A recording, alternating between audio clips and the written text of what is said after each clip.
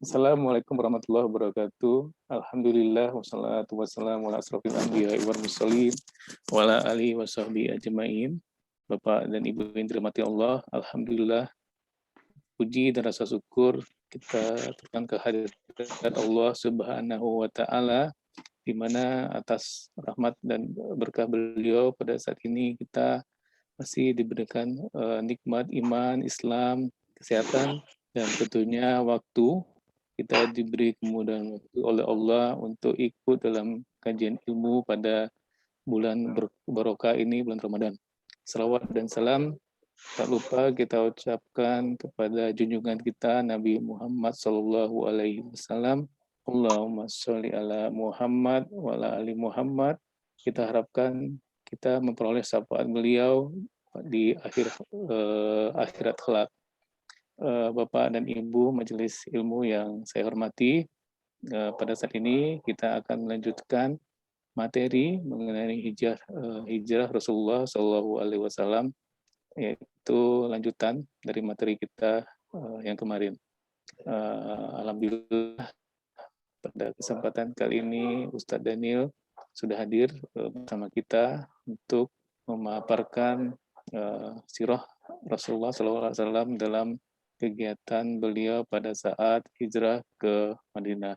Kepada Ustadz, kami persilakan, tafadhol.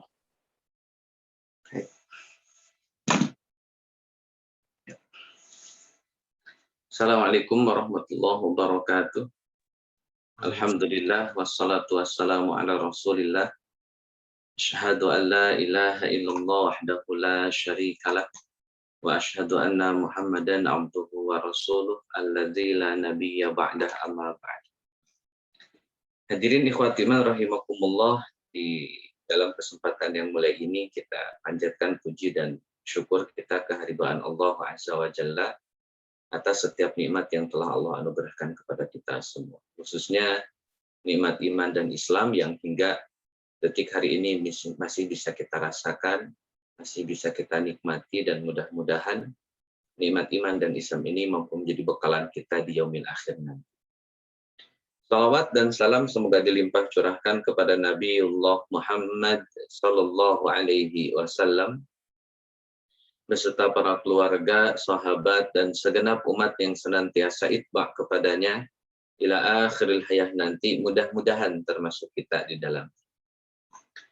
Hadirin ikhwatiman rahimakumullah, kita masuk pada peristiwa perjalanan Nabi Shallallahu Alaihi Wasallam dari kota Mekah menuju kota Yathrib dan apa saja yang terjadi di perjalanan tersebut. Jadi ini cuplikan-cuplikan episode Nabi Shallallahu Alaihi Wasallam ketika melakukan perjalanan hijrah dari kota Mekah menuju kota Yathrib. Kemudian kita tarik nanti ibrohnya apa dan pelajarannya bagi kita semua. Hadirin ikhwatiman rahimakumullah, kita mulai dulu dari seorang keberanian Asma binti Abi Bakar. Kemarin juga sempat disinggung ya sekilas. Jadi Asma binti Abi Bakar ini dalam kondisi sedang hamil. Suaminya adalah Zubair bin Awam radhiyallahu anhu. Kemudian setelah ayahandanya Asma yakni Abu Bakar dan Nabi Shallallahu Alaihi Wasallam melakukan perjalanan menuju kota Yathrib. Bagaimana kemarin saya sampaikan bahwa Nabi memilih jalan ke selatan dulu untuk bisa ke utara, gitu. Padahal tinggal langsung saja ke utara, tapi Nabi memilih jalur yang tidak biasa dipakai oleh orang-orang Arab, yakni jalur ke selatan dulu, kemudian nanti relatif zigzag ya, cara hijrahnya Nabi Shallallahu Alaihi Wasallam, atau secara sederhananya Nabi tidak menggunakan jalur yang dilalui oleh orang-orang Quraisy pada umum. Nah, hadirin ikhwatiman rahimakumullah, Abu Jahal datang ke rumahnya Abu Bakar mempertanyakan tentang pergi kemana Abu Bakar dan Nabi Muhammad Shallallahu Alaihi Wasallam. Itu dijawab oleh Asma binti Abi Bakar. Kata Asma, sejak kapan laki-laki Arab kalau mau pergi ngasih tahu dulu sama anak perempuannya? Sejak kapan itu? Jadi jawaban Asma radhiyallahu anha cukup sederhana, tetapi memang itu bisa diterima argumentasinya oleh Abu Jahal atau oleh orang Arab secara umum, bahwa memang apa yang disampaikan oleh Asma memang real, itu tradisinya orang Arab. Bahwa orang Arab tidak pernah minta izin, tidak pernah ngasih tahu hendak pergi kemana mereka pergi kepada istrinya, kepada anak-anaknya. Itu memang tradisi Arab. Tradisinya begitu. Ya, sekali lagi tradisinya memang begitu.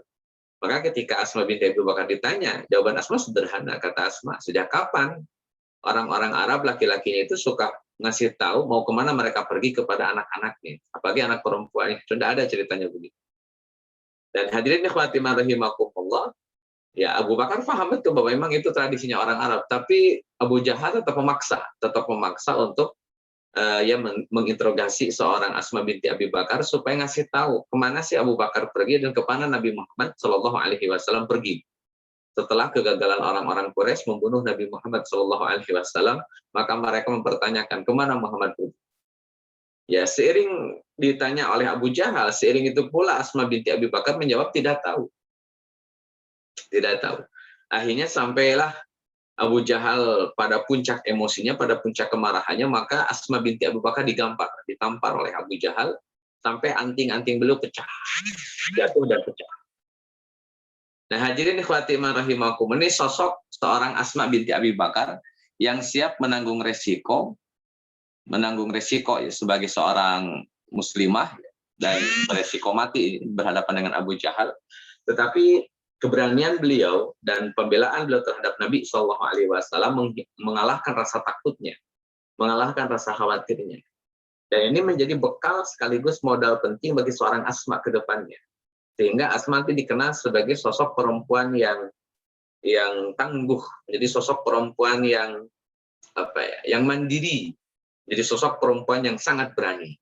Ini beberapa item yang berkaitan dengan Asma binti Abi Bakar. Misalkan, hadirin ikhwati rahimakumullah, Asma binti Abi Bakar ini selalu mengerjakan tugas-tugas laki-laki.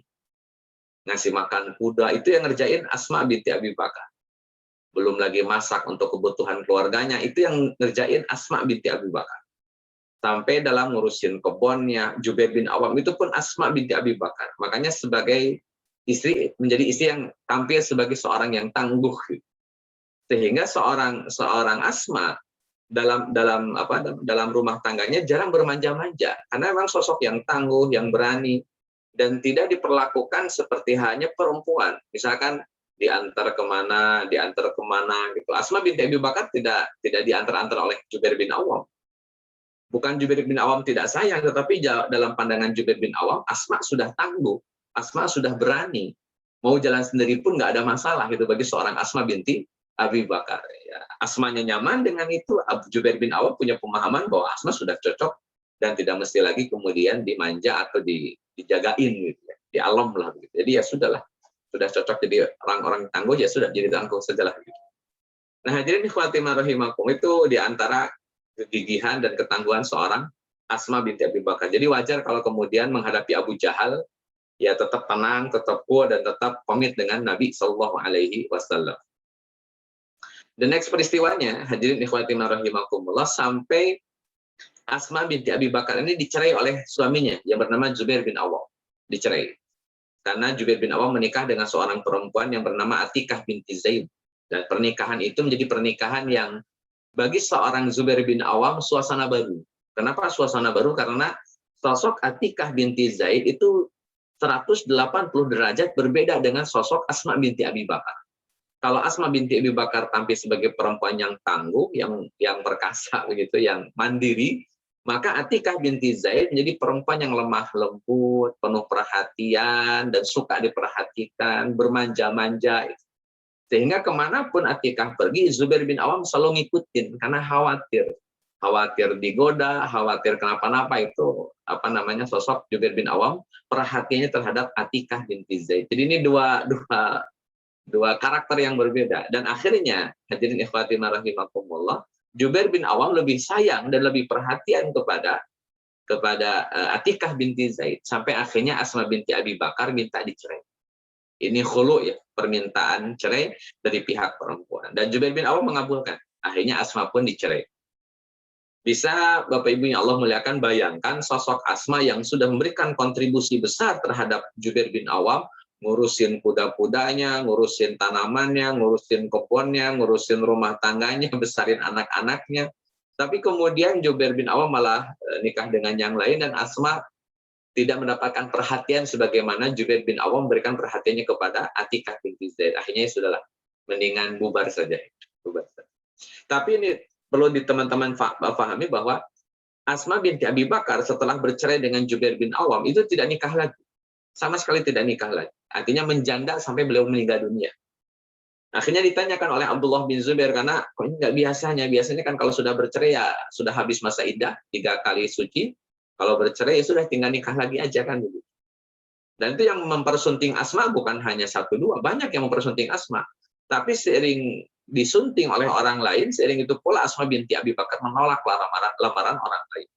Akhirnya kan Abdullah bin Zubair nanya, Bu atau Ibu atau Umi, kenapa kok nggak mau nikah lagi? Padahal yang lamar banyak.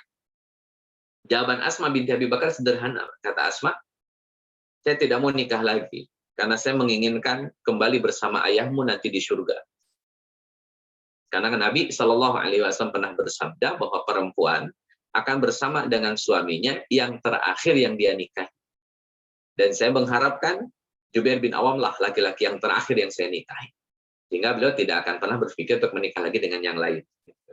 Jadi ini hadis Nabi bahwa perempuan akan bersama dengan laki-laki atau dengan suami yang terakhir dia nikahi, itu hadis Nabi, dan hadisnya sahih, dan itulah yang menjadi landasan seorang Asma binti Abi Bakar. Maka ketika ditawarkan menikah lagi, kata Asma, enggak, saya tidak akan nikah lagi dengan siapapun, karena saya mengharapkan berkumpul kembali dengan ayahmu di surga nanti. Kata Asma binti Abi Bakar lanjutannya, kata beliau, jika dunia ini memisahkan kami, maka biarlah akhirat menyatukan kami kembali. Itu kata Asma binti Abi Bakar. Nah, teman-teman yang Allah muliakan, sosok yang kuat, berani, menanggung resiko. Bahkan puncaknya terakhir ini, Asma binti Abi Bakar itu harus menyaksikan anak yang bernama Abdullah bin Zubair itu dianiaya oleh Hajjaj bin Yusuf As-Saqafi namanya.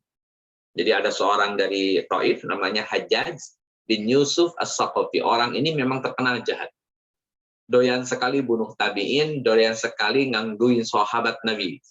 Namanya Hajjaj bin Yusuf As-Saqafi. Sampai suatu hari, teman-teman yang Allah muliakan, Abdullah bin Zubair ini dibunuhlah singkat cerita oleh Hajjaj bin Yusuf As-Saqafi. Maka dengan penuh ketegaran, seorang Asma binti Abi Bakar menerima berita tersebut. Ditambah lagi, hadirin ikhwati rahimakumullah, jenazah Abdullah bin Zubair bin Awam ini disalib. Kemudian diarak, sebelum disalib diarak dan dilempari batu, diperlakukan dengan sangat tidak manusiawi. Dan Asma binti Abi Bakar menyaksikan itu, Hadirin ikhwati rahimakumullah, akhirnya ketemulah dengan Hajjaj bin Yusuf As-Saqafi, sang pembunuh dari anaknya ini. Ya, Asma dengan penuh keberanian tidak khawatir, tidak takut berhadapan dengan pembunuh anaknya. Jadi datangin aja. Sampai terjadilah dialog antara Asma binti Abi Bakar dengan Hajjaj bin Yusuf As-Saqafi. Kata Asma binti Abi Bakar, demi Allah, aku pernah mendengar Rasulullah SAW bersabda bahwa akan ada 2 orang Taif, salah satunya adalah pendusta dan satunya lagi adalah orang yang keji dan juga sadis. Itu kata Asma binti Abi Bakar. Dan demi Allah, aku telah mengetahui siapakah yang pendusta, dialah Musailamah. Dan siapakah yang sadis dan yang kejam, itu adalah kamu, wahai Hajjaj bin Yusuf As-Saqafi. Itu ungkapan Asma. Dan itu beresiko kematian cuma karena ya keberanian seorang Asma binti Abi Bakar, dan saya rasa nggak ada yang bisa berani seberani Asma binti Abi Bakar berhadapan dengan pembunuh anaknya, kemudian langsung ngatain pembunuh. Kata Asma, saya tahu penduduk Taif yang satu pendusta, yang satu lagi sadis. Yang pertama Musailamah, yang kedua adalah engkau, wahai Hajjaj bin Yusuf As-Saqafi, orang yang sadis yang dimaksudkan oleh Nabi Shallallahu Alaihi Wasallam. Allahu a'lam bishawab. Beliau berumur sampai 100 tahunan. Asma binti Abi Bakar memiliki peranan penting dalam hijrahnya Nabi Shallallahu Alaihi Wasallam. Sampai beliau punya gelar Zannitoqain. Nitoqain ini sabuk ya, Zunnitoqain. Jadi memiliki 2 sabuk. Karena ketika Asma binti Abi Bakar membawa makanan, beliau memasukkannya ke dalam perutnya, menyembunyikannya di balik perutnya. Yang satu sedang hamil besar, jadi ditutup pakai kain perutnya, dan si makanan ditutup pakai kain sehingga nggak kelihatan, seolah kelihatannya hamil saja, padahal ada makanannya di situ. Itu kemudian dibawa oleh Asma binti Abi Bakar menuju Gua Sur, yang menjadi tempat sementara tinggalnya Nabi Shallallahu Alaihi Wasallam dengan Abu Bakar As-Siddiq radhiyallahu. Nah, teman-teman yang Allah muliakan, itu Asma binti Abi Bakar. Berikutnya kisah dengan Abu Bakar As-Siddiq radhiyallahu anhu. Di pertemuan sebelumnya saya sampaikan kalau Nabi mau masuk ke Gua Sur, itu ada Abu Bakar yang selalu standby, sampai keluarlah nanti kalimat la tahzan innallaha ma'ana. Nah, teman-teman yang Allah muliakan, setelah meninggalkan Gua Sur, itu Abu Bakar radhiyallahu an tidak pernah membiarkan Nabi Shallallahu alaihi wasallam kepanasan. Jadi tidak pernah membiarkan Nabi Shallallahu alaihi wasallam kepanasan. Kalau nanti ada panas terik matahari, maka Abu Bakar akan mempersilahkan Nabi istirahat dan meninggikan batu atau meninggikan kain atau menyediakan alat, pokoknya supaya Nabi nggak kepanasan. Itu perhatiannya Abu Bakar radhiyallahu an kepada Nabi Shallallahu alaihi wasallam. Jadi sepanjang perjalanan dengan sangat memberatkan tersebut, itu Abu Bakar senantiasa memberikan layanan yang maksimal kepada Nabi Shallallahu alaihi wasallam. Bahkan Abu Bakar As-Siddiq menyiapkan jubah dari kulit, kemudian digelar di atas tanah atau digelar di atas bukit, kemudian membiarkan Nabi istirahat di sana, rebahan di sana, tidur di sana. Dan Abu Bakar berjaga. Ini luar biasa. Jadi Abu Bakar itu ekstra layanan terhadap Nabi Shallallahu alaihi wasallam. Itu kalau menjadi sosok Abu Bakar radhiyallahu anhu.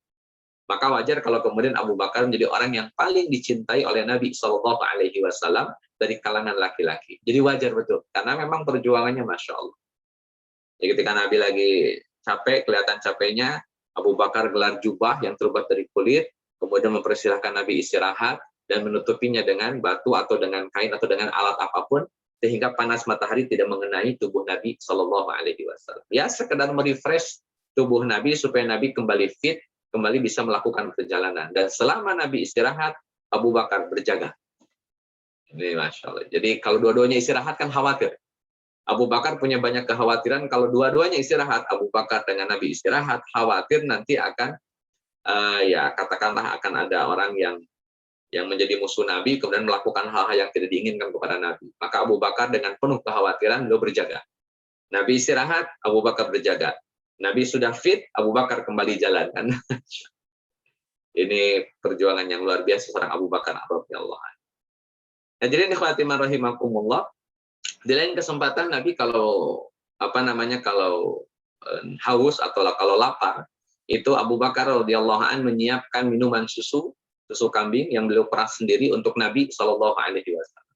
Pernah suatu saat Nabi Shallallahu alaihi wasallam sudah istirahat, kemudian Abu Bakar berkeliling untuk menjaga keamanan, sampai akhirnya ada seorang pengembala, bukan pengembalanya Abu Bakar yang tukang mengecoh orang-orang Quraisy, bukan, pengembala yang lain. Kemudian kata Abu Bakar, kamu pengembala? Iya, saya pengembala.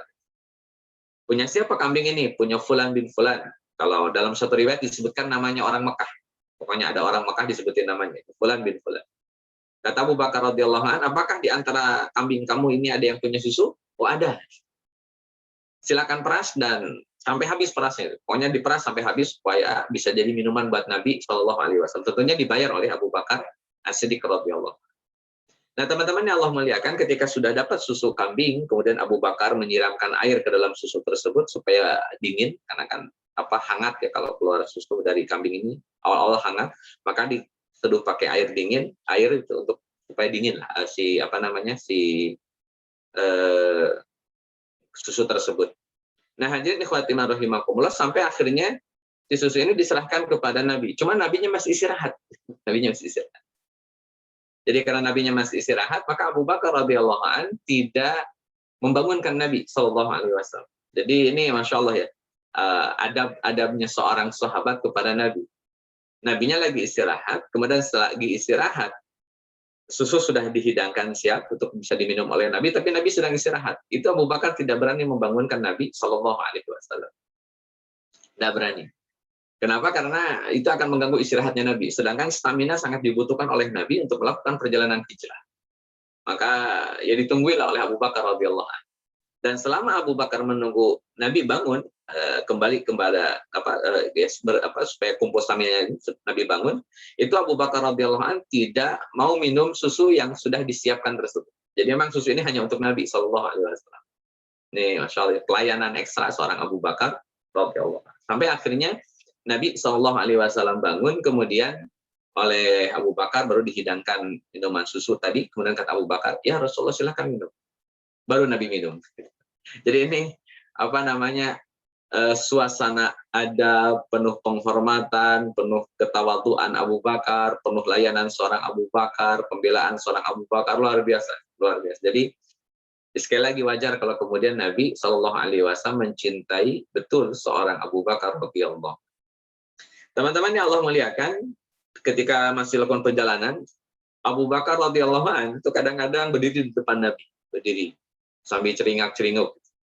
Kemudian berdiri di belakang Nabi, sambil lihat kanan kiri, lihat belakangnya lagi. Kemudian pindah ke kanan, kemudian pindah ke kirinya Nabi.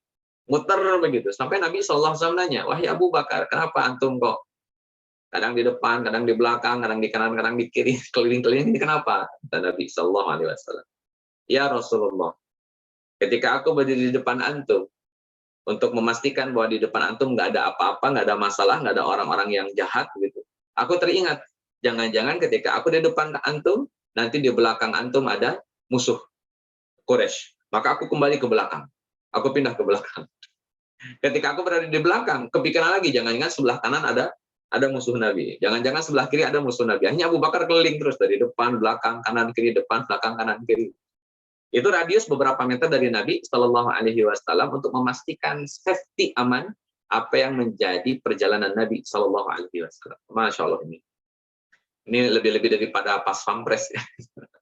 Kalau pas pampres wajar lah, kalau banyak orang, ini satu orang tapi menjaga seluruh arah mata angin yang kemudian itu bisa berbahaya bagi Nabi Shallallahu Alaihi Wasallam. Jadi supaya tidak berbahaya, maka Abu Bakar memaksimalkan pengawasan dan penjagaan depan, belakang, kanan, kiri.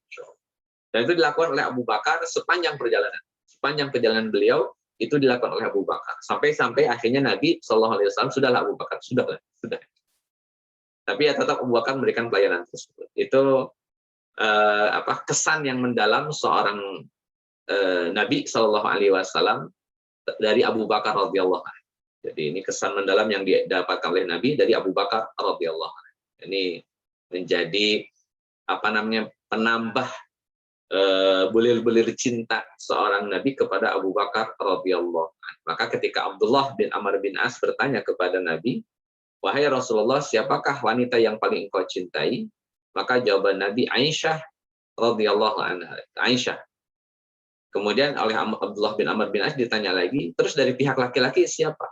Bapaknya Aisyah, yakni Abu Bakar radhiyallahu anhu. Baik teman-teman yang Allah muliakan, itu sosok Abu Bakar dan perjalanannya bersama Nabi Shallallahu Alaihi Wasallam yang penuh dengan kesulitan, panas terik, panas matahari. Di bulan Rabiul Awal ya, Rabiul Awal kan bulan semi ya, pas betul lah dengan panasnya matahari. Jadi walaupun nggak panas banget, tapi sudah berasa, namanya juga gurun. Nah hadirin ikhwatimah rahimakumullah, terus melakukan perjalanan sampai akhirnya ketemu seorang perempuan namanya Ummu Ma'bad. Setidaknya itu yang disebutkan oleh para ulama sejarah, namanya Ummu Ma'bad. Ummu Ma'bad ini punya banyak kambing, punya gembalaan kambing. Akhirnya empat orang ya dengan dua pembantunya Nabi ini. Empat orang ini datang ke rumahnya Ummu Ma'bad. Kemudian sebagaimana umumnya lah bertamu kepada orang asing, bertamu kepada Ummu Ma'bad. Dan ini sekali lagi teman-teman menjadi kebiasaan, habitnya orang-orang Arab zaman dahulu, bahwa mereka kenal nggak kenal, asing nggak asing, teman nggak teman, musuh ataupun bukan musuh, kalau datang ke rumah dengan cara yang baik-baik, maka kewajiban tuan rumah adalah menjamu tamu tersebut. Karena yang datang otomatis tamu, maka tamu harus dimuliakan. Sebagaimana ini sudah dijabarkan oleh seorang nabi yang bernama Nabi Ibrahim alaihissalam. Bahwa orang yang pertama kali menjamu tamu adalah Nabi Ibrahim alaihissalam. Jadi dijamu oleh Nabi Ibrahim alaihissalam, dan itu menjadi jamuan pertama manusia kepada manusia yang lain. Yang dijamu waktu itu adalah para malaikat. Ada dua orang malaikat yang dijamu oleh Nabi Ibrahim alaihissalam. Walaupun tetap dua malaikat ini karena nggak suka makan, ya tetap nggak makan. Walaupun dijamu cuman nggak makan. Sampai Nabi Ibrahim kan bertanya-tanya, ini orang baik apa orang jahat? Nah teman-teman yang Allah muliakan, jadi Nabi Ibrahim menjamu tamu, dan beliau orang pertama yang menjamu tamu. Dan setelah itu orang-orang Mekah sebagai keturunan genetik dari Nabi Ibrahim alaihissalam, mereka memang punya karakter, punya ibadah, punya tradisi menjamu tamu. Sehingga tidak akan membiarkan tamu datang ke rumah dan perutnya masih kosong, atau mereka tidak akan pernah membiarkan tamu datang ke rumah mereka, dan mereka tidak diberikan oleh-oleh oleh orang-orang Mekah. Ini komitmen yang luar biasa. Makanya nanti kalau ibadah haji, Pak, di zaman dulu, ini di zaman Amr bin Luhai, kalau orang haji itu pasti dikasih cendera mata oleh Amr bin Luhai. Cuman cendera mata waktu itu kan berhala. Jadi datang haji, kemudian dikasih berhala. Ini jauh sebelum Nabi Muhammad SAW lahir. Itu ketika orang-orang Madinah, orang-orang Yaman datang ke Mekah untuk melaksanakan ibadah haji, itu suka dikasih hadiah oleh Amr bin Luhai. Cuman tadi hadiahnya adalah berhala. Artinya sekali lagi ini orang-orang Mekah itu atau orang-orang Arab secara umum memang begitu antusias dengan menjamu tamu. Bahkan aib bagi mereka kalau datang tamu dan tuan rumah tidak bisa ngasih jamuan. Itu aib luar biasa. Jadi aib. Dan karakter ini, teman-teman yang Allah muliakan, itu menjadi karakter kaum muslimin. Ulang, karakter Arab ini yang tadi akrab hanya sebatas karakter orang Arab sebagai warisan dari Nabi Ibrahim alaihissalam, itu kemudian menjadi karakternya orang-orang Islam. Makanya kata Nabi SAW, akrim duyufaka, muliakanlah tamu-tamu. Dengan cara apa? Dijamu. Sampai ada kasus begini, teman-teman yang Allah muliakan. Ada sahabat Nabi radhiyallahu an, itu kedatangan tamu. Jadi kedatangan tamu si sahabat ini, ketika datang ke dapur itu ke istrinya, "Bu, ada makanan enggak?" Kata istrinya, "Bang, cuma ada 1 porsi doang ini." Ya sudah, hidangkan sajalah 1 porsi. Nanti buat siapa abang ini makanan nih? Buat tamu lah. Nah, abang nanti sendiri bagaimana? Gampang lah. Yang penting buat tamu dulu ada. Nanti kalau sudah ready, sudah siap, kasih tahu abang. Kurang lebih begitu lah. Nah, teman-teman yang Allah muliakan, singkat cerita makanan sudah siap saji. Dipanggillah suaminya ini, "Bang, ini sudah jadi." Saya tanya lagi, "Ini buat siapa?" Jawab si suaminya, "Ini buat tamu." Terus abang gimana? Tenang saja. Pokoknya tamunya tidak akan tahu kalau abang nggak makan. Kamu bawakan saja piring yang kosong, nanti abang pakai itu buat makan. Teman-teman yang Allah muliakan, singkat cerita, Pak, hidangan sudah dibawa, ditaruh di depan tamunya, kemudian lampu dimatikan.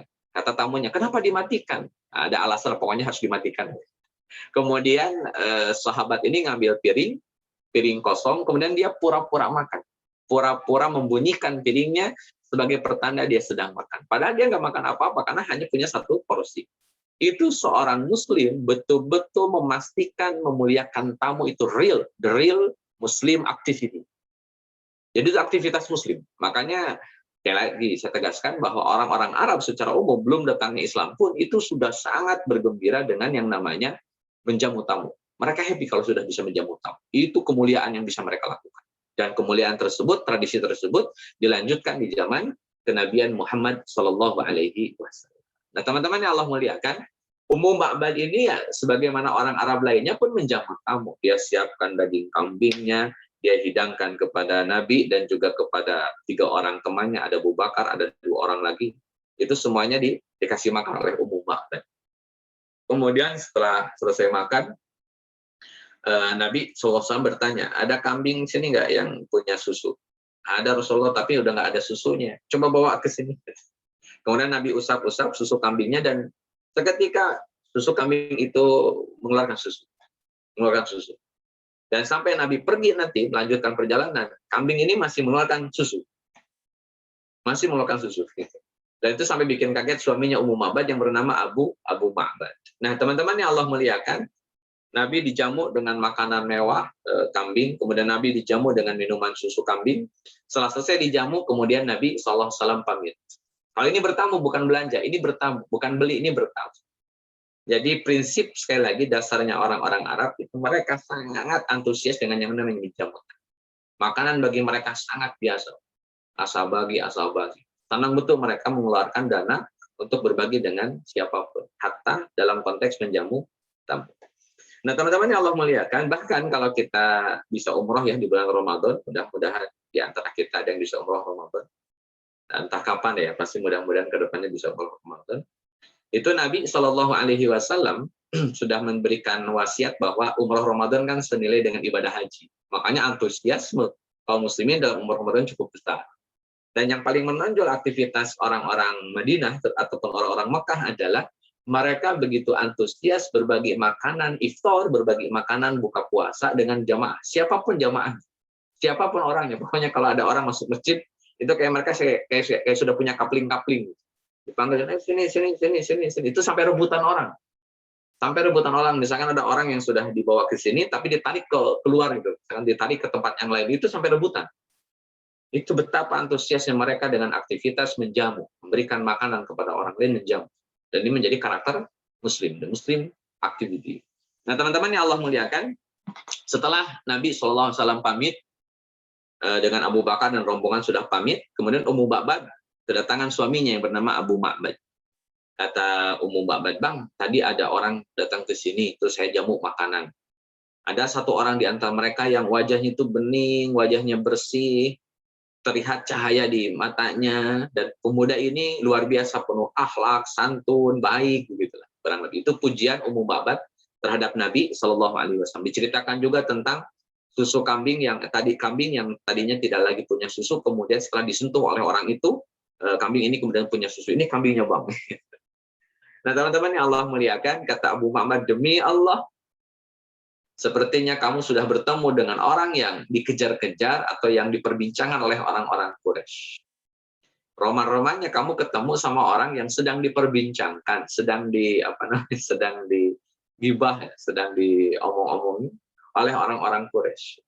Mungkin orang itu kayaknya, kata Abu Muhammad. Nah, teman-teman yang Allah muliakan, di kisah ini kita mengambil ibrah bahwa menjamu tamu itu menjadi karakter seorang Muslim pada akhirnya. Makanya akrim duyufaka. Maka sebisa mungkin menjamu tamu menjadi sebuah habit yang kita kerjakan manakala kedatangan tamu, tanpa memilah dan memilih tamu siapa dan tamu seperti apa yang datang.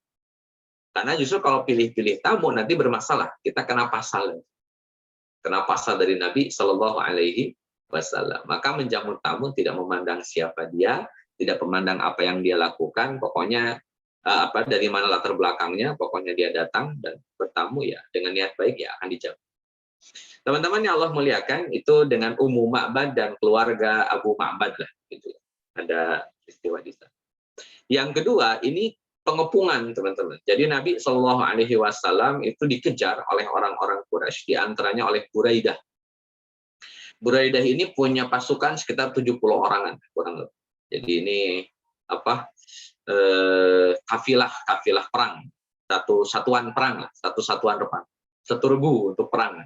Namanya, pemimpinannya adalah Buraidah. Singkat cerita, teman-teman yang Allah muliakan, Buraidah dan 70 orang teman-temannya ini sudah mengepung Nabi Shallallahu Alaihi Wasallam, dikepung. Jadi nggak ada lagi celah buat Nabi untuk kabur.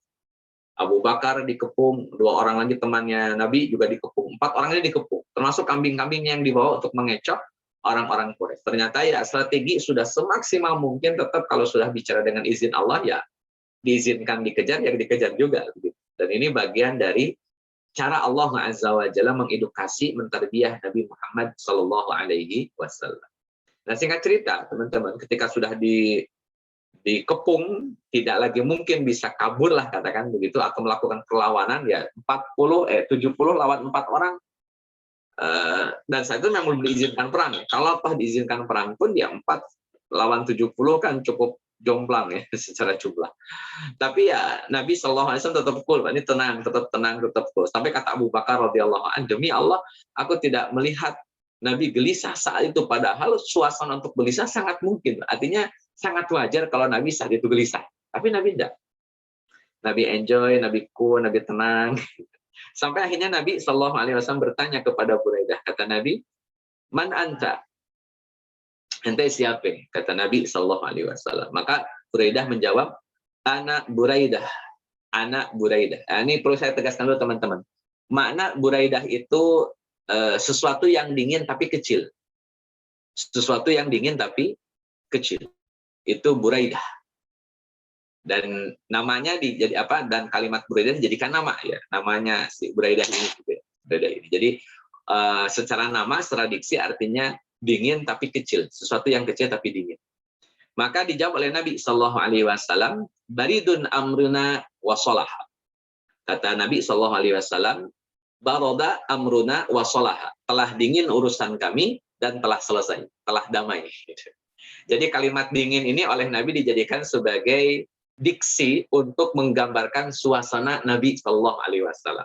Panglimanya yang datang adalah si kecil dingin gitu lah. Maka oleh Nabi dikomentari, urusan kita sudah dingin, tidak lagi memanas, tidak lagi bahaya, wasolaha, dan isinya pun damai, isinya pun aman, isinya pun maslahat.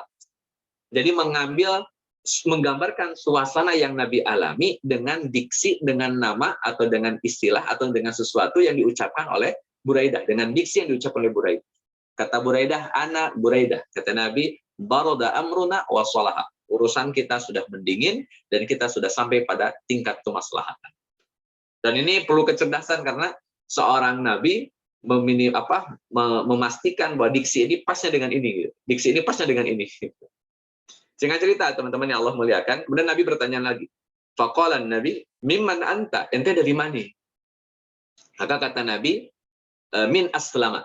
Dari Bani Aslam. Jadi Aslam di sini bukan artinya berislam ya. Aslam di sini artinya sebuah nama kabilah di kota Mekah. Nama kabilahnya Aslam. Maka jawaban Nabi Shallallahu Alaihi Wasallam, salimna, wahai Abu Bakar, kita sudah selamat. Kan aslama ini secara redaksi memang artinya selamat. Aslama itu pasrah gitu, atau selamat. Maka ketika Nabi nanya, ente dari mana? Saya dari Bani Aslam. Oh, berarti kita pun Islam, kita pun akan selamat, wahai Abu Bakar. Karena yang datang dari Bani Aslam. Jadi apapun jawabannya Buraidah, itu digunakan untuk menggambarkan suasana yang satu sedang Nabi alami. Akhirnya terakhir Nabi SAW bertanya, faqalan Nabi, mimman, dari kabilah mananya? Maka dijawab oleh Buraidah, mim Bani Sahm, dari Bani Sahm. Sahm itu panah ya, panah-panah yang dilepaskan itu sahm, atau anak panah begitu. Maka kata Nabi SAW, kharaja sahmuka ya Abu Bakar, telah keluar anak panahmu wahai Abu Bakar. Jadi ya apapun yang diucapkan oleh Buraidah itu jadi gambaran suasana yang Nabi alami, dari mulai urusan mendingin, kemudian selamat, kemudian kharaja sahmuka, telah keluar anak panah, artinya sudah tidak ada anak panahnya, sudah nggak ada, sudah selesai gitu.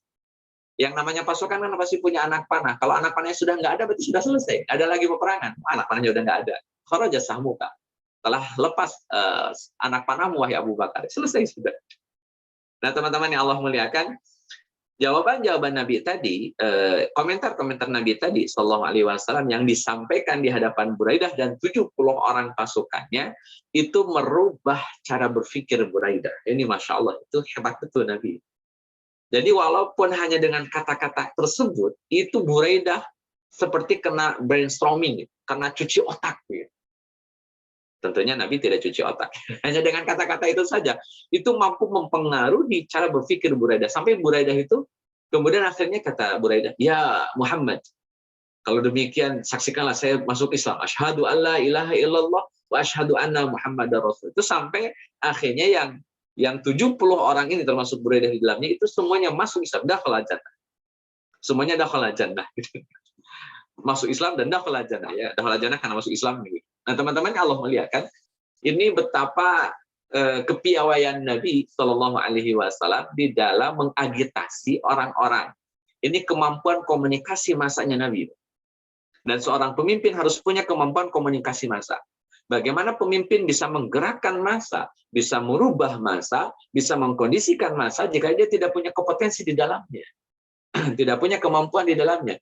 Maka Nabi Shallallahu Alaihi Wasallam hadir sebagai sosok yang pandai berkomunikasi, bahkan jago dalam berkomunikasi. Sampai yang tadinya mau bunuh sudah ngepung, itu malah jadi muslim, Pak. Hanya dalam hitungan beberapa menit saja, itu mereka sudah menjadi seorang muslim. Ini luar biasa, Pak. Ini kehebatannya Nabi Shallallahu Alaihi Wasallam. Dan di antara kehebatan yang lain, teman-teman, ini menandakan bahwa betapa Nabi Shallallahu Alaihi Wasallam punya optimisme yang tinggi. Kalau lihat tadi ceritanya kan Nabi sudah dikepung, kan sudah harusnya pesimis, wah ini mati, kayak mati nih. Tapi Nabi enggak, masih tenang, masih cool, bahkan masih optimis, sampai berani mengajukan pertanyaan. Man anta, mimman anta, mimman itu kan pertanyaan enjoy-nya Nabi. Dalam suasana pengepungan, padahal lagi dikepung, tapi Nabi tetap enjoy. Maka nanyanya pun ya santai-santai aja, pertanyaan nggak ada yang berat-berat. Kamu mau ngapain? Apa yang kamu inginkan? Cuma nanya, kamu dari mana? Oh ya, mau ngapain? Oh ya, itu saja. Nah, jadi ikhwatimah rahimakumullah, Itu Nabi punya ketenangan, punya optimisme dalam menghadapi suasana segenting apapun, sebahaya apapun. Itu Nabi Shallallahu Alaihi Wasallam. Tetap tenang, tetap cool. Bahkan yang kedua, teman-teman yang Allah muliakan, Nabi Shallallahu Alaihi Wasallam dari peristiwa tadi tergambar sebagai orang yang sangat cerdas, yang mampu memanage diksi, yang mampu mengatur obrolan, yang mampu mengarahkan orang sampai pada yang diharapkan oleh Nabi Shallallahu Alaihi Wasallam. Ini kan susah. Mengarahkan orang supaya sesuai dengan keinginan kita itu susah. Dan Nabi SAW mampu menggiring semuanya sampai pada sebagaimana yang diharapkan oleh Nabi Shallallahu Alaihi Wasallam. Nah, teman-teman yang Allah muliakan, namanya Buraidah. Buraidah ini bin Husayb, akhirnya beliau masuk Islam karena melihat ketenangan Nabi, kecerdasan Nabi, kepiawaian Nabi, kehebatan diplomasi Nabi, kehebatan berbicara Nabi. Singkat cerita, Buraidah bin Husayb masuk Islam. Masya Allah, ini luar biasa. Nah, teman-teman yang Allah muliakan, ini menjadi ya sekali lagi entry point bahwa jika seorang pemimpin sudah mulai panik, maka tindakannya, kebijakannya, keputusannya tidak akan relevan dengan kebutuhan masyarakat. Kenapa? Karena lahir dari sesuatu yang panik. Ini jadi catatan penting bahwa sekali lagi seorang pemimpin yang panik, dia tidak akan mampu menyelesaikan banyak permasalahan umat, banyak permasalahan rakyat. Hanya akan menumpuk permasalahan yang ada. Kenapa? Karena pemimpinnya panik. Allah a'lam. Teman-teman yang Allah muliakan, di poin berikutnya, Nabi Shallallahu Alaihi Wasallam setelah ketemu dengan Buraidah, Nabi ketemu lagi dengan Suraqah bin Malik.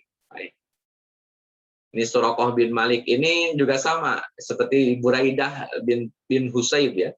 Kalau Buraidah bin Husayb bawa pasukan ngepung sampai 70 orang. Kalau Suraqah bin Malik sendirian.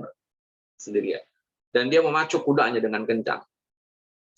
Sampai akhirnya Nabi Shallallahu Alaihi Wasallam hampir kekejar oleh Suraqah bin Malik. Karena sudah hampir dekat dengan Nabi Shallallahu Alaihi Wasallam, maka Nabi berdoa. Kata Nabi Shallallahu Alaihi Wasallam, Allahumma sra'hu fasara'ahul faras. Kata Nabi Shallallahu Alaihi Wasallam, Allahumma sra'su. Kata Nabi, ya Rabb, tolong tenggelamkan kaki-kakinya kuda, tenggelamkan dia. Maka Nabi Shallallahu Alaihi Wasallam doanya diijabah oleh Allah Azza wa Jalla, sehingga cerita Allah kemudian membenamkan dua kaki depannya kuda tersebut terperosok ke dalam tanah dan Suraqah jatuh terjungkir dari kudanya tersebut. Jadi langsung dengan doa dan diijabah oleh Allah Azza wa Jalla. Nah, teman-teman yang Allah muliakan, maka tersungkurlah kudanya Suraqah sampai terpelantinglah seorang Suraqah bin Malik. Dalam satu riwayat, dalam riwayat yang lain tidak sampai terpelanting, tapi tetap sudah berada di situ. Terperosok, ikut terperosok dengan kuda. Nah, teman-teman yang Allah muliakan, akhirnya bisa lagi berdiri. Dan ketika berdiri ini, Suraqah bin Malik mengundi dulu. Dia keluarkan anak panahnya, jadi Nabi nggak dipanah, cuma dikeluarin anak panahnya, itu diundi. Kejar, jangan, kejar, pulang, kejar, pulang, kejar, pulang. Dan setiap keluar anak panah tempat beliau mengundi, wasilah untuk mengundi, itu rata-rata yang keluar adalah nyuruh pulang. Sedangkan nyuruh pulang ini nggak disetujui oleh Suraqah bin Malik. Hanya dia tetap melakukan perlawanan, melakukan pengejaran. Jadi ketika jatuh terperosok, Suraqah bin Malik mengundi, disuruh pulang oleh hasil undiannya, tapi Suraqah bin Malik tetap melanjutkan perjalanan. Mengejar Nabi Muhammad SAW. Dan sekali lagi, terperosok lagi. Setiap jalan terperosok, setiap mengejar terperosok. Sampai akhirnya kata Suraqah bin Malik, kalian aman. Demi Allah kalian aman. Maka Nabi menghentikan untanya, kemudian mendatangi Suraqah bin Malik.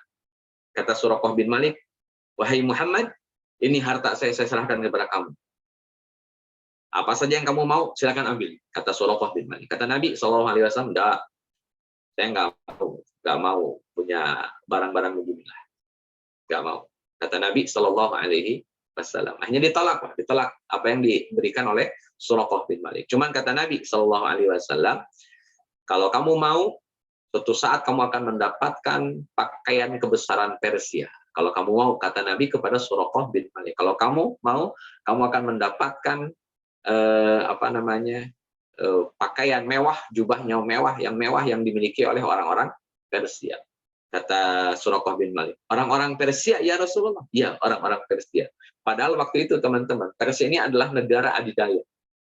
Betul-betul adidaya, betul-betul superpower negara ini. Dan itu oleh Nabi SAW, nanti kamu akan pakai jubahnya orang Persia. Maka kata Suraqah bin Malik karena heran dan apa namanya, dan nggak percaya gitu. Orang-orang Persia ya Rasulullah, orang-orang Persia kata Nabi SAW. Dan itu fakta, itu nubuat yang akhirnya terjadi di mana Suraqah bin Malik mendapatkan jubahnya atau mendapatkan pakaian.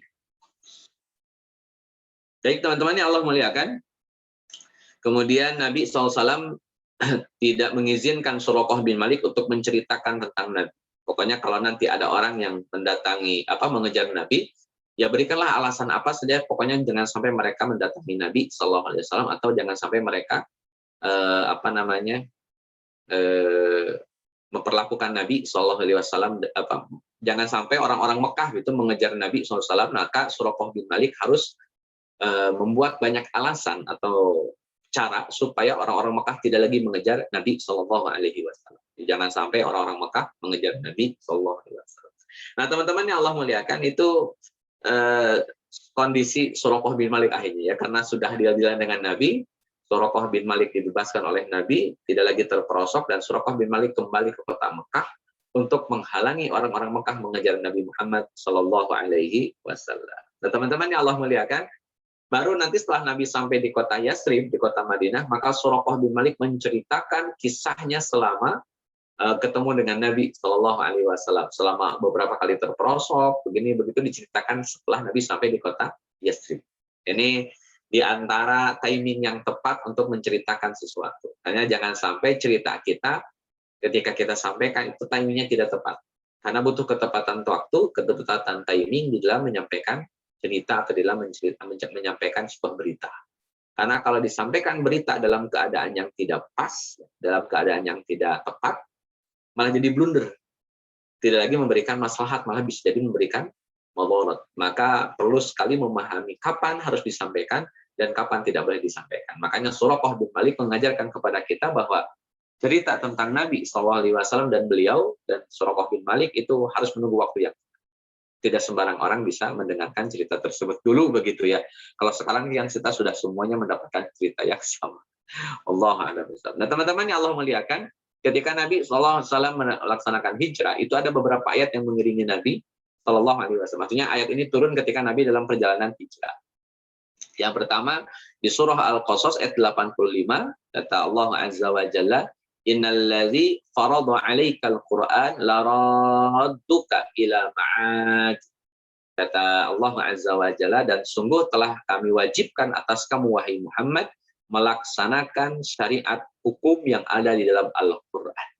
Kalau itu terpenuhi, benar-benar kami akan mengembalikan kamu ke tempat kembali. Para ulama berbeda pendapat, tempat kembali di sini ke Mekah, tempat kembali di sini ke akhirat. Ini para ulama berbeda pendapat. Jadi ila ma'ad, ke tempat kembali itu Mekah, atau tempat kembali itu kembali ke akhirat. Jadi kalau kembali ke Mekah juga sangat ketemu ya. Maksudnya linear saja. Jadi kalau Nabi SAW melaksanakan syariat hukum Islam, maka Nabi akan dikembalikan ke Mekah. Artinya akan mendatangi Mekah, akan menguasai Mekah. Kurang lebih begitu. Kalau kemudian bisa melaksanakan syariat Islam secara kafah di kota Yasrib, di kota Madinah. Atau kembali ke akhirat dengan membawa banyak kemuliaan dan banyak pahala. Kenapa? Karena Nabi telah melaksanakan syariat hukum di tempatnya, di sekitarnya, bahkan di kota Madinah, kota Mekah, bahkan nanti seluruh dunia. Dan itu menjadi bekal Nabi fi yaumil akhir. Menjadi investasi beliau. Nah, teman-teman yang Allah muliakan, itu ayat yang pertama, bahwa pelaksanaan syariat bisa mengembalikan kepada tempat kembali kita. Atau bahasa praktisnya gitu, teman-teman. Dengan melaksanakan syariat, maka Allah Azza wa Jalla akan membukakan pintu-pintu kemenangan dimanapun dan kapan. Allah. Dan itu menjadi optimisme Nabi Shallallahu Alaihi Wasallam. Yang kedua, teman-teman yang Allah muliakan, itu di surat Al-Isra ayat ke-76. Kata Allah Azza wa Jalla, wa in kadu la yastafizzunaka minal ardi liyukhrijuka minha, dan seterusnya. Kata Allah Azza wa Jalla, sesungguhnya benar-benar mereka hampir membuatmu gelisah. Jadi hampir saja mereka orang-orang Quraisy hampir saja membuat Nabi gelisah, membuat Nabi stres begitu. Hampir saja membuat Nabi gelisah gara-gara orang-orang Quraisy. Kenapa? Karena mereka akan mengusirmu. Akan mengusir. Dan itu membuat Nabi gelisah karena ya bagaimanapun kehilangan famili, kehilangan harta, kehilangan tempat tinggal, kehilangan tanah air itu tentu tidak nyaman bagi seorang Nabi Shallallahu Alaihi Wasallam. Tapi ya kalau memang sudah waktunya ya apa boleh buat. Nah teman-teman yang Allah muliakan sampai akhirnya Nabi SAW kan beneran pergi dari kota Mekah menuju kota Yastrib dan akhirnya nanti Nabi Allah Muhammad SAW akan bersama dengan keluarganya dengan seluruh familinya berada di kota Madinah dan juga kota Mekah setelah Futuh Mekah tentunya. Wallahu a'lam bishawab. Baik teman-teman yang Allah muliakan, ini kisah penutup tentang Nabi SAW sampai di kota Kuba. Jadi Madinah itu punya perbatasan dengan Mekah. Area perbatasan dengan Mekah itu adalah Kuba. Kuba. Sehingga nanti dikenal dengan nama Masjid Kuba. Nah, teman-teman yang Allah muliakan, para penduduk kota Madinah itu kalau sudah mendengar Nabi berangkat, itu mereka tiap hari nongkrongnya itu di perbatasan kota Madinah dalam kurung Kuba. Nongkrong di situ. Tujuannya ngapain? Dalam rangka menyambut Nabi Shallallahu Alaihi Wasallam. Jadi ditungguin, ditongkrongin. Kapan Nabi datang? Ada yang naik ke pohon, ada yang naik ke atap, ada yang naik apalah. Pokoknya supaya kelihatan lebih tinggi. Dan kalau ada Nabi jalan, ketahuan gitu. Itu sampai dilakukan oleh para sahabat kota Madinah atau kota Yatsrib untuk memberikan sambutan yang hangat bagi Nabi Shallallahu Alaihi Wasallam. Nah teman-teman yang Allah muliakan, akhirnya Nabi Shallallahu Alaihi Wasallam tiba. Rata-rata orang Yatsrib, terutama yang belum pernah ketemu dengan Nabi, itu nggak tahu mana Nabi, mana yang lain lah gitu. Jadi mana yang nabinya, mana yang bukan nabinya itu mereka kebingungan karena mereka nggak tahu. Sebagian, terutama yang memang belum pernah ketemu dengan Nabi Shallallahu Alaihi Wasallam. Jadi ketika lagi ditungguin itu, orang-orang Madinah nggak ada yang kenal siapa Muhammad Shallallahu Alaihi Wasallam kecuali orang-orang yang pernah ketemu dengan Nabi. Tibalah seorang Yahudi juga ngintip lah begitu dari bentengnya, dan si Yahudi ini yakin betul bahwa yang sedang jalan menuju kota Kuba, menuju kota Yatsrib adalah Nabi Shallallahu Alaihi Wasallam. Maka si Nasrani ini nggak kuat untuk menahan lidahnya untuk mengatakan, ada orang Mekah, dialah Muhammad Shallallahu Alaihi Wasallam. Nah, teriakan Yahudi bahwa Muhammad telah datang itu membuat antusiasme masyarakat Madinah semakin menjadi. Tidak ada orang yang tinggal di rumahnya kecuali semuanya berangkat menyambut Nabi Shallallahu Alaihi Wasallam. Dalam banyak riwayat, walaupun oleh Syekh Albani didhaifkan, ada lagu ya, Tala'al badru alaina min saniyatil wada' wajaba syukru alaina dan seterusnya. Tapi ini didhaifkan hadisnya oleh Syekh Albani rahimahullahu taala, tapi oleh ulama yang lain hadis ini tetap dihukumi sahih. Wallahu a'lam. Ya, kalau ada pun ya menyambut Nabi lah intinya dengan nasyid atau dengan kata-kata yang hangat, kata-kata yang cocok untuk menyambut Nabi Shallallahu Alaihi Wasallam. Nah teman-teman yang Allah muliakan, karena Yahudi sudah teriak, orang-orang sudah pada berdatangan, rata-rata orang-orang itu ketika bertemu dengan Nabi Shallallahu Alaihi Wasallam itu nyalamin Abu Bakar. Jadi yang disalamin itu Abu Bakar. Malah Nabi dilewat itu awalnya. Tapi setelah Nabi Shallallahu Alaihi Wasallam dilayani kembali oleh Abu Bakar ambil kain, kemudian ditutupi kepala Nabi dari panasnya matahari oleh Abu Bakar As-Siddiq radhiyallahu an, sehingga orang-orang Madinah tahu bahwa ternyata yang Nabi itu bukan yang tadi disalamin, tapi yang nggak disalamin. Kenapa? Karena Nabi itu pastinya akan dilayani, dan orang yang dilayani dari dua orang ini, terutama Abu Bakar dan Nabi Shallallahu Alaihi Wasallam, yang dilayani kan adalah orang ini gitu, dalam kurung Nabi Shallallahu Alaihi Wasallam. Padahal itu unpredictable, mereka nggak nyangka kalau itu adalah Nabi awalnya. Ini bagi orang-orang Ansar yang bukan Yahudi, orang-orang Ansar yang memang bukan Muslim awalnya, dan bukan yang belum pernah ketemu dengan Nabi Shallallahu Alaihi Wasallam, bukan orang-orang Ansar yang pernah ketemu dengan Nabi Shallallahu Alaihi Wasallam, sehingga mereka ya tebak-tebakan kayaknya ini nih, ternyata bukan, malah yang nggak diajak salaman itulah justru Nabi Shallallahu Alaihi Wasallam. Wallahu a'lam. Nah teman-teman yang Allah muliakan, setelah ketemu dengan orang-orang Yasrib gitu, orang-orang Kuba terutama. Nabi Shallallahu Alaihi Wasallam akhirnya tinggal di tempat tersebut sampai 4 harian, dari Senin, Selasa, Rabu, dan Kamis. Maka di tempat itu pula turunlah ayat surat At-Tahrim ayat keempat, di mana ayat tersebut menjelaskan bahwa Allah Azza wa Jalla menjadi pelindung Nabi Shallallahu Alaihi Wasallam, begitu pula Jibril, begitu pula orang-orang yang beriman. Orang-orang yang beriman. Jadi Allah menjadi pelindung Nabi, kemudian Jibril menjadi pelindung Nabi, kemudian orang-orang beriman juga menjadi pelindung Nabi Sallallahu Alaihi Wasallam. Jadi ya, semuanya melindungi Nabi lah. Gitu. Allahu a'lam. Dan itu membuat kegembiraan yang sangat yang dialami oleh Nabi Sallallahu Alaihi Wasallam, karena ketika orang Mekah melakukan penghinaan, cercaan, makian, pengusiran, bahkan upaya pembunuhan, hadirlah orang-orang Madinah yang memberikan perlindungan kepada Nabi Shallallahu Alaihi Wasallam. Ini kebahagiaan tersendiri bagi Nabi Shallallahu Alaihi Wasallam. Bahkan kata Abu Darda, kata beliau, aku tidak pernah melihat penduduk Madinah lebih gembira dengan sesuatu sebagaimana kegembiraan mereka dengan kedatangan Rasulullah Shallallahu Alaihi Wasallam. Kata Abu Darda, tidak ada momen yang paling membuat bahagia orang-orang Madinah kecuali ketemu dengan Nabi Shallallahu Alaihi Wasallam. Allahu a'lam. Teman-teman yang Allah muliakan, Nabi sampai di kota Quba tanggal 12 Rabiul Awal. Itu Nabi Shallallahu Alaihi Wasallam berangkat tanggal 8 sampai tanggal 12 dan tinggal di kota Quba ini 4 hari, berarti sampai tanggal 16 baru Nabi melanjutkan perjalanan di hari Jumat pagi. Jadi Nabi melanjutkan perjalanan menuju Nabawinya, menuju Madinahnya, itu setelah hari Kamis, pagi hari Jumat itu melakukan perjalanan menuju kota Madinah. Allah melanjutkan perjalanan. Allah a'lam. Teman-teman yang Allah muliakan, kemudian Nabi Shallallahu Alaihi Wasallam tinggal di Quba ini di rumahnya Kulsum bin Al-Hadim, atau dalam riwayat yang lain Sa'ad bin Khaisamah. Sa'ad bin Khaisamah. Ini wallahu a'lam mana yang lebih tepat, Kulsum bin Al-Hadam atau Sa'ad bin Khaisamah. Wallahu a'lam. Di antara dua orang itulah Nabi istirahat di kota Quba selama 4 hari, Senin, Selasa, Rabu, dan Kamis. Nah, teman-teman yang Allah muliakan, pagi hari Jumat Nabi SAW melanjutkan perjalanan menuju kota Madinah. Ketika perjalanan pagi sampailah siang, artinya sudah waktu sholat Jumat. Maka Nabi SAW melaksanakan sholat Jumat tepatnya di di sebuah perkampungan.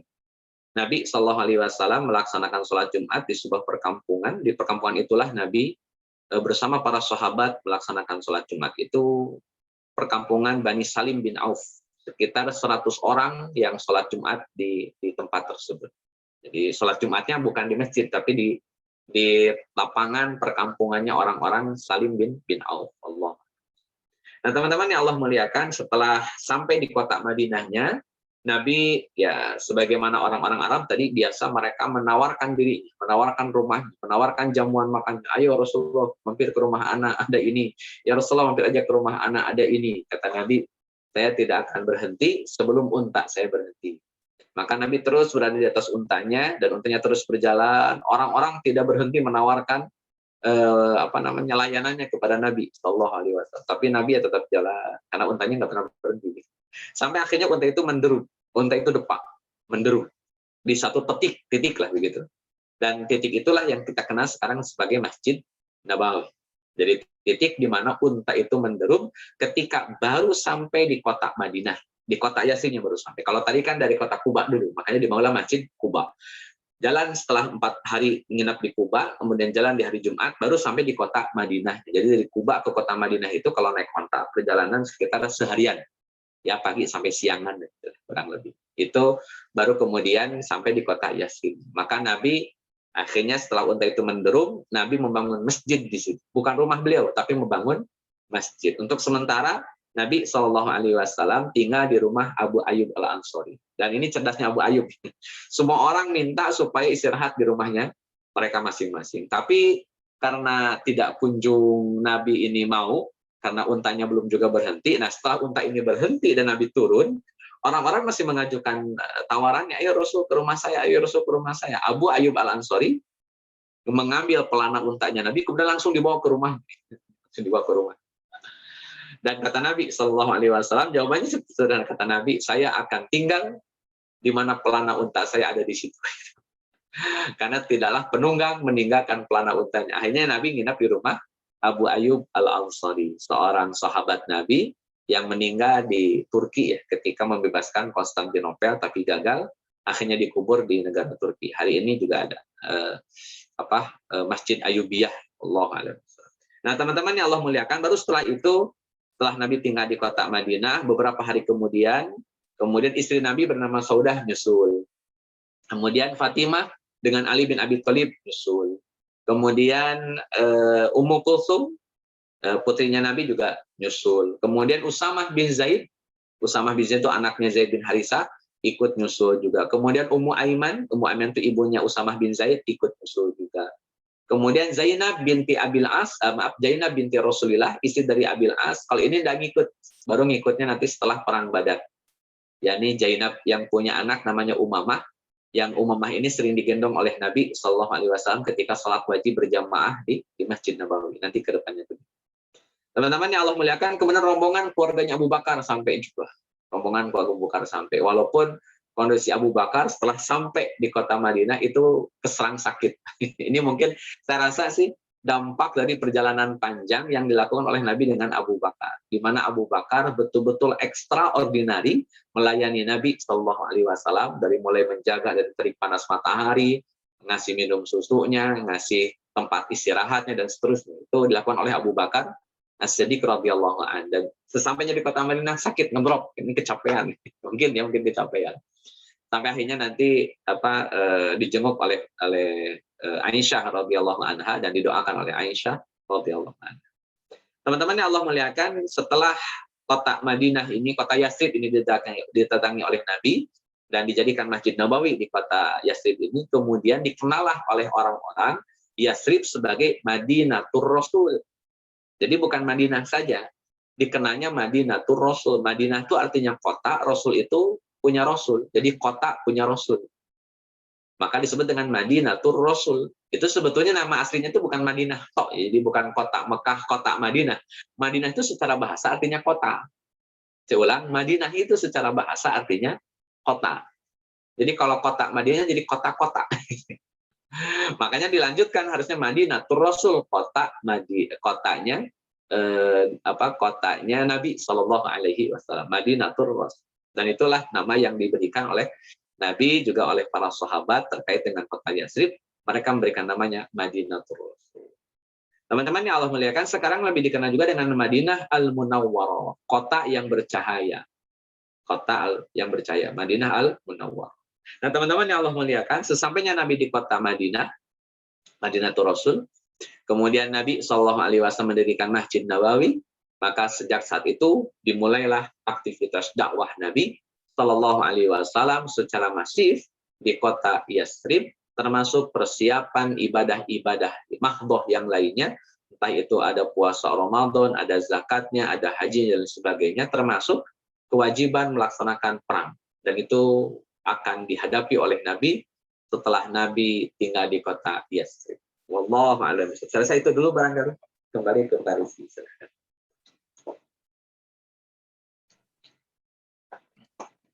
Syukron, jazakumullah khair Ustadz Daniel atas pemaparannya. Ini ada pertanyaan nih Ustadz. Baik. Mengenai ini Ustadz, pada saat hijrah bukannya Rasulullah selalu dinaungi awan, jadi tidak pernah kepanasan. Nah, itu salah satu pertanyaan. Silakan Ustadz. Kalau konteksnya dagang ke Syam, betul Nabi selalu dinaungi awan. Kemudian di beberapa momen Nabi dinaungi oleh awan. Tapi dalam hijrah ini, di pertemuan kemarin, teman-teman, saya sudah sampaikan bahwa ruang mukjizat pada hijrah ini tidak terlalu kentara. Tidak terlalu dominan ruang-ruang mukjizatnya. Yang lebih sering dominan dalam hijrah ini adalah ruang-ruang manusiawinya, ikhtiar manusiawi. Karena kemarin saya sampaikan, kalau memang Allah Azza wa Jalla ingin memberikan mukjizat kepada Nabi Muhammad dalam peristiwa hijrah, Ya samakan saja dengan peristiwa Isra dan Mi'raj. Cukup sampai tinggal perintahkan Buraq, itu Nabi Muhammad bawa tuh hijrah ke kota Yasrib. Buraq turun. Kan bisa saja begitu sebetulnya. Tetapi Allah Azza wa Jalla tidak mau melakukan itu. Kenapa? Karena untuk konteks hijrah, itu yang sangat dibutuhkan adalah komitmen usaha manusiawinya Nabi Shallallahu Alaihi Wasallam. Ini akan kentara, makanya dari kemarin pun saya sampaikan bagaimana Nabi menyiapkan persiapannya, dari mulai persiapan unta, persiapan strategi, persiapan jalur, perbekalan, dua orang teman Nabi, yang satu penunjuk jalan, yang satu pengecoh, itu semuanya merupakan ikhtiar manusiawi. Ikhtiar manusiawi. Kenapa kok hijrah harus ada ikhtiar manusiawinya? Kenapa tidak diberikan mujizat saja sekalian? Gak usah pakai awan, malah pakai buruk biar cepet. Kan bagi Allah mudah. Ya karena memang Allah tidak menghendaki demikian, Bapak Ibu Allah muliakan. Karena penting untuk seorang Muhammad Shallallahu Alaihi Wasallam memaksimalkan kemampuan tadi, kemampuan analisanya, kemampuan berpikirnya, kemampuan berjuangnya, kemampuan strateginya, itu sebagai modal, sebagai bekal nanti di kota Madinah. Karena kota Madinah tantangannya jauh lebih dahsyat, musuhnya pun musuh yang baru. Kota Mekah belum pernah ketemu Yahudi sebagai musuh. Madinah Yahudi ada. Kota Mekah nggak ada orang-orang munafik. Madinah banyak orang munafik. Maka butuh persiapan yang matang yang dimiliki oleh Nabi Muhammad SAW. Maka perangkat mukjizat dibatasi dulu oleh Allah. Kenapa? Ingin ngetes, ingin ngecek sejauh mana sih kemampuan ikhtiarnya seorang Nabi Muhammad SAW dan timnya juga, yakni Abu Bakar As-Siddiq radhiyallahu. Kan sekali lagi logikanya, bagi Allah mudah, jangankan tutup pakai awan, pakai buruk biar cepat bisa, tapi Allah tidak menghendaki demikian. Jadi peristiwa Nabi dinaungi oleh awan itu betul ada, tetapi bukan pada momen hijrah. Momennya kapan? Ketika Nabi dagang ke Syam, waktu itu belum jadi Nabi, dan waktu itu disaksikan oleh Maisarah, seorang pembantunya Khadijah binti Khuwailid. Beliau menyaksikan langsung bagaimana awan-awan tidak mengizinkan Nabi kepanasan. Itu ketika dagang ke Syam. Saya rasa bacaannya berbeda. Kalau ini kan tentang hijrah. Tentang dalam momen hijrah ini, Nabi kepanasan, Nabi kelelahan, Nabi kecapean. Sama seperti umumnya orang yang melakukan perjalanan. Tapi ketika Nabi pergi ke Syam dulu, ketika mau dagang, itu Nabi mendapatkan layanan-layanan berupa tanda-tanda, sinyal-sinyal kenabian. Di antaranya awan dan selalu menaungi. Dan itu disaksikan langsung oleh mata seorang Maisarah. Allah. Jadi beda momen, beda topik, beda pembahasan. Allah. Syukran Ustadz atas jawabannya. Saya mau bertanya nih Ustadz. Ya pertama Abu Bakar Siddiq memang sahabat pilihan ya Ustadz ya. Baik dari awal persiapan yang begitu antusias, beliau mempersiapkan hal-hal untuk hijrah, terus kemudian pengorbanan yang luar biasa ya, untuk melindungi Rasul, itu luar biasa ya, seorang Rasul disupport oleh sahabatnya. Yang menariknya ini Ustaz, pada saat sampai di Kuba itu Ustaz ya, tiba-tiba penduduk Yastrib pada saat itu namanya sudah mempersiapkan kedatangan Rasulullah, dan di mana melihat aja juga belum pernah kan, beda kalau zaman sekarang. Kalau kita pikirkan udah ada fotonya, udah tinggal WA nih, udah hampir sampai nih. Mungkin secara singkat, kalau nggak salah saya kan ada tim yang awal ya Ustadz ya, untuk dahulu atau merintis untuk pergi. Tapi ingin tahu juga nih Ustadz, bagaimana secara lebih detailnya mengenai hal itu. Kenapa kok tiba-tiba antusiasmenya luar biasa, padahal di Mekah dicaci maki, sedangkan kita hanya tahu umat Madinah cuma yang kemarin itu kita ada beberapa fase saja ya, dia mengetahui mengenai Nabi Muhammad itu. Baik.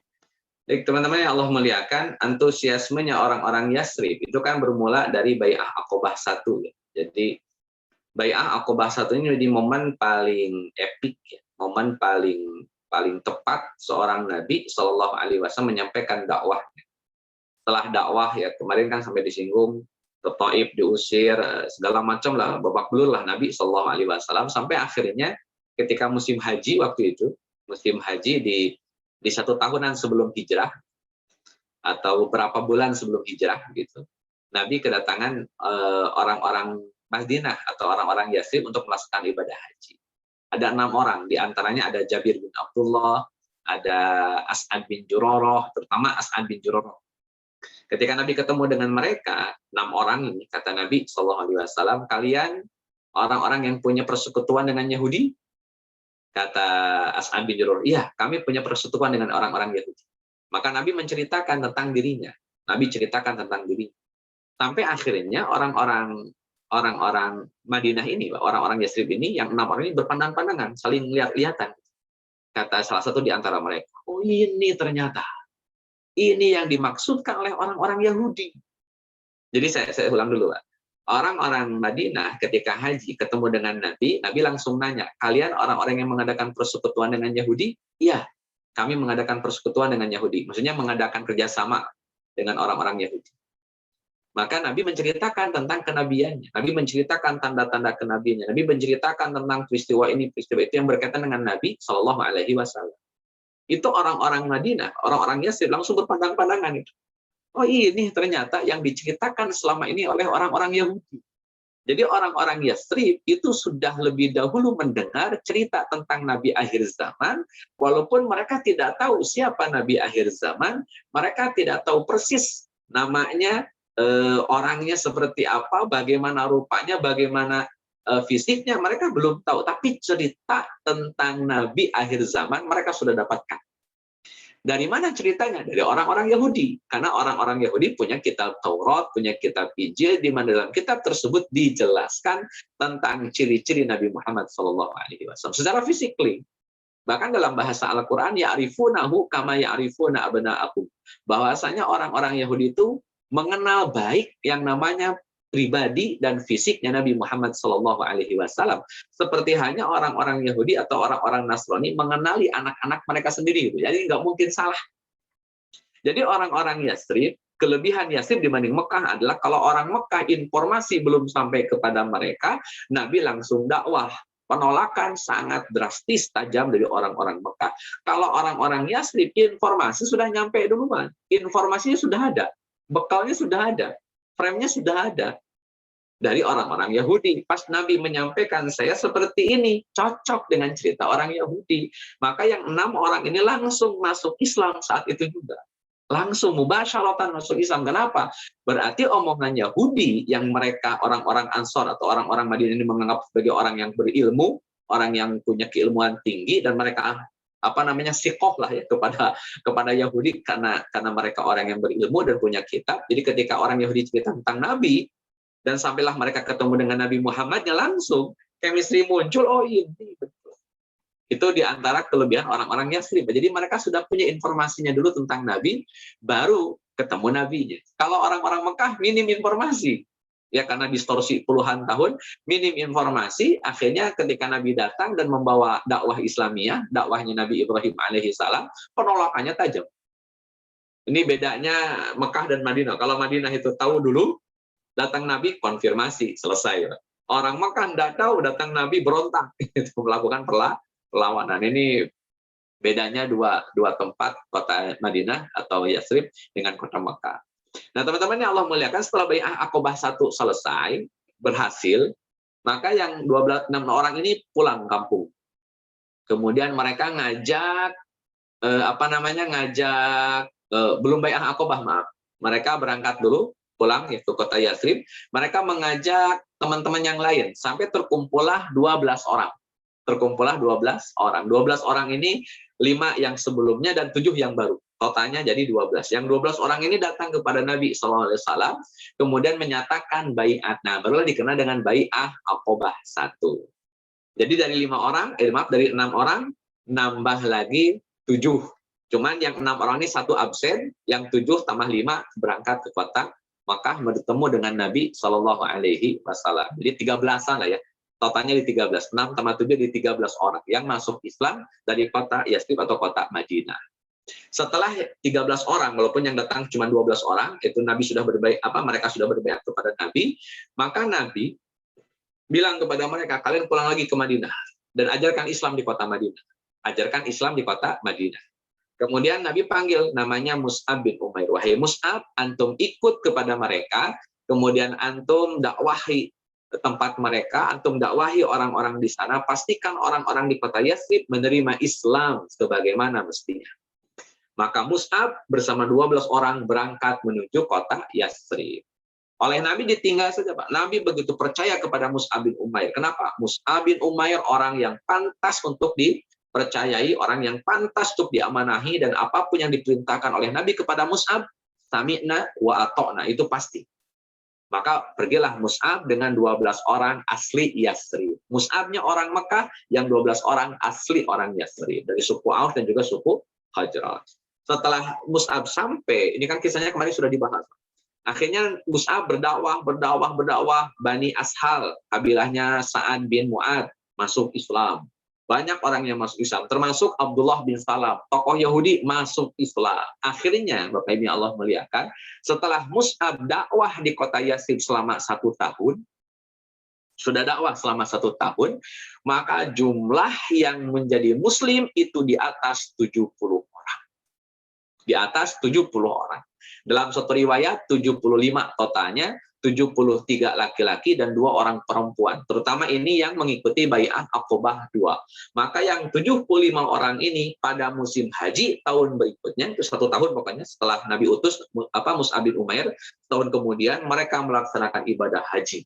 Dan terjadilah kisah perjanjian Bai'ah Aqobah 2, di mana Nabi Shallallahu Alaihi Wasallam diminta langsung oleh orang-orang Yathrib untuk tinggal di kota Yathrib, tinggalkan kota Mekah, pindah ke kota Yathrib. Maka kami, kata orang-orang Ansor yang 70 sekian orang itu, akan siap membela antum, akan siap mendukung antum, akan siap menjadi pengawal antum, memastikan keamanan antum. Kami siap sesiap-siapnya. Itu yang kemudian menjadi alasan kenapa orang Madinah begitu menanti-nanti Nabi Shallallahu Alaihi Wasallam, karena memang hasil dari perjanjian Aqobah 2. Karena Nabi sudah deal, kata Nabi, saya akan ke Madinah. Tapi waktunya, durasinya, kapan-kapannya nanti saya kabari. Tapi saya pasti ke Madinah. Maka sejak Bai'ah Aqobah 2 selesai, itu para sahabat sudah nyicil pergi ke kota Yathrib. Umarnya, kemudian Jubair bin Awamnya, Sa'ad bin Abi Waqqas itu sudah mulai nyicil. Cuman Nabi belum diizinkan hijrah. Belum memastikan dulu jamaahnya atau umatnya pergi duluan. Nanti kemudian turun perintah untuk melaksanakan hijrah. Sebagaimana yang kita bahas. Nabi akhirnya mengajak Abu Bakar As-Siddiq radhiyallahu an untuk hijrah ke kota Yathrib. Jadi pertanyaannya, kenapa kok orang-orang Madinah begitu antusias? Ya karena dampak dari tadi. Ini bukan, jadi kegembiraan orang-orang Ansor, kegembiraan orang-orang Madinah, kegembiraan orang-orang Yathrib itu tidak ujug-ujug, tapi berawal dari Bai'ah Aqobah 1, Bai'ah Aqobah 2, informasi dari Yahudi, fakta yang Nabi alami, fakta yang Nabi sampaikan, akhirnya menjadi sebuah keyakinan bahwa ini memang Muhammad sebagai seorang Rasul akhir zaman yang harus dibela, harus ditolong. Maka kan orang-orang Yahudi juga sudah cerita, kota Yathrib akan menjadi tempat hijrahnya Nabi terakhir, dan orang-orang Madinah tahu itu. Nah, informasi-informasi itu setelah lihat Nabi Muhammad terkonfirmasi, informasinya ada, terkonfirmasi dengan apa yang terjadi di dalam yang terjadi pada diri Nabi Shallallahu Alaihi Wasallam. Maka ya orang-orang Madinah tinggal sudah yakin betul, dan mereka tinggal menunggu apa yang menjadi harapan mereka, yakni kehadiran Nabi Muhammad Shallallahu Alaihi Wasallam. Makanya orang-orang Ansar atau orang-orang Yathrib tidurnya tidak nyenyak, pagi-pagi pergi ke perbatasan sampai sore, sampai malam, sampai panas matahari, baru pulang lagi, besok datang lagi ke perbatasan, nungguin lagi. Kenapa? Karena memang mereka betul-betul merindukan Nabi Muhammad SAW. Mereka menanti-nanti Nabi Muhammad SAW. Itu komitmen mereka, Pak. Itu komitmen mereka pada Bai'ah Aqobah 2. Dan itu menjadi ciri khas orang-orang Ansor. Makanya Nabi sering mendoakan orang-orang Ansor. Di materi sebelumnya ada keutamaan orang Ansor. Saya sudah sampaikan itu kenapa orang-orang Ansor banyak didoakan oleh Nabi Shallallahu Alaihi Wasallam. Karena memang mereka punya peranan yang sangat besar terhadap menolong, terhadap pertolongannya terhadap orang-orang Muhajirin atau orang-orang Mekah, yakni pemberian pertolongan dari orang-orang Ansar. Allah. Syukron Ustaz Jazakumullah khairan. Memang berarti efektivitas Bai'ah Aqobah itu luar biasa Ustaz ya. Dan kemudian Sangat dominan. dan saya lihat juga memang pengetahuan Yahudi mengetahui bahwa Nabi akhir zaman akan ada di Yastrib, terus kemudian mereka berbondong-bondong untuk ada di Yastrib, itu juga menjadi faktor juga Ustaz ya. Jadi kalau saya lihat ada yang beda nih, kalau di Mekah ujuk-ujuk ada Rasulullah, masyarakatnya nggak ngerti, nggak tahu, makanya ada perlawanan. Kalau Ya, di Madinah kaget gitu ya. Kalau di Madinah mungkin sudah ada ini, dan saya nggak tahu juga curiosity mereka cukup tinggi ya. Kalau saya nggak tahu, kebayang kalau di zaman seperti itu mereka sangat curious gitu, sangat sangat menanti-nantikan kehadirannya itu. Baik, Ustadz Daniel, mungkin ini pertanyaan terakhir ya Pak Ustadz Daniel ya, karena sudah waktunya jam kurang lebih 5:30. Mungkin ada rekan-rekan dari majelis ini yang ingin bersiap-siap untuk berbuka. Syukron jazakumullah khairan buat Ustadz Daniel, barakallahu fikum atas materi yang telah disampaikan kepada kita di majelis ini. Sebelum kita tutup majelis ini, hendaknya kita membacakan kafaratul majelis. Subhanakallahumma wa bihamdika asyhadu an la ilaha illa anta astaghfiruka wa atubu ilaik. Sekali lagi syukron jazakumullah khair Ustaz Daniel, dan syukron jazakumullah khair buat rekan-rekan sekalian yang sudah istiqomah mendengarkan sirah Nabi pada saat ini. Di sini adalah di bulan Ramadan. Mudah-mudahan pahala kita untuk mendengarkan sirah ini dilipat gandakan oleh Allah dan dicatat sebagai amal kebaikan bagi kita dan khususnya Ustadz Daniel. Baik, itu saja. Terima kasih. Mohon maaf jika ada kesalahan perkataan dari saya. Kita tutup majelis ini. Assalamualaikum warahmatullahi wabarakatuh. Waalaikumsalam warahmatullahi wabarakatuh. Mohon izin pamit duluan barangkali semuanya. Assalamualaikum. Waalaikumsalam.